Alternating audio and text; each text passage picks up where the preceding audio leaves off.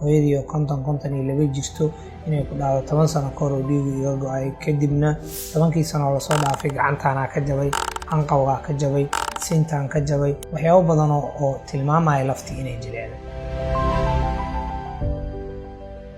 bukaankan sida aad u jeedaan sanad iyo bilooyin ka hor waxa loo bedelay sin sanad iyo bar kadibna sintii kale ayaa maalin dhaweyt u bedelay Horseed Hospital. السلام عليكم ورحمة الله وبركاته. ودكتورك لفها دكتور سيد عمر waxaan rabaa wacyigelin kooban inaan ka jeediyo jabka simaha ee dadka waayeelka ah si gaar ah dumarka. waxaan naqaanaa dumarka ama caafimaadka la sheegaa in dumarka marka dhiiga caadada uu ka go'o ay u nugul yihiin inay lafahooda jilcaan.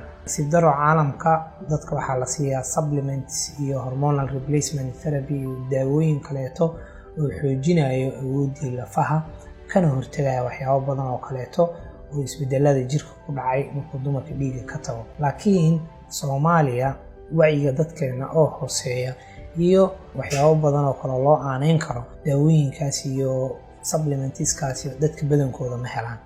taas iyo dumarkii oo qaar badan oo kamid ah dhiiga caadada xilli hore ka go'o dadkii oo shaqo ahaan physically active ahayn iyo sabab badan oo kaleeto kooyi laba aan la dhihi karin oo contribute gareynayo ka qayb qaadanayo waxay horseedayaan in qofkii laftiisa ay jileecdo. bukaankan sida aad u jeedaan sanad iyo bilooyin ka hor waxa loo bedelay sin sanad iyo bar kadibna sintii kale ayaa maalin dhaweyt u bedelay.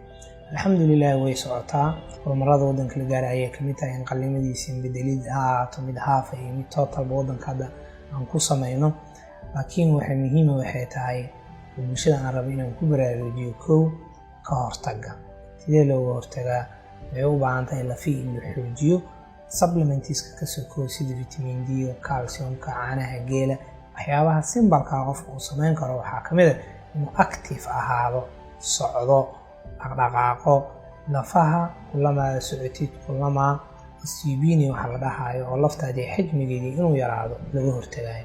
marka baraarujintaas aan rabaa bulshada inaan ku dhiirigeliyo qof kastoo dumar dhiiga caadada ka tagay ama qof kasta oo raba oo 65 ka weyn waxay u baahan yihiin inay dhaqaatiirta lafaha booqdaan si lafahooda looga warqabo. qofkii meel ka jabay 4 meelood dadka ugu badan ee ka jabaan marka lafahooda jilcaan tilmaamaha u ah sida cumta sida garabka sida anqawga ama sintii dhabarka meelaha ugu darana waxay dadkaas u baahan yihiin ka soo jabkoodii in daawooyin iyo father assessment lagu sameeyo. الله عافية والدك وإيلاد الأمان بشدنا هاي سكبر قبان. السلام عليكم. Horseed Hospital.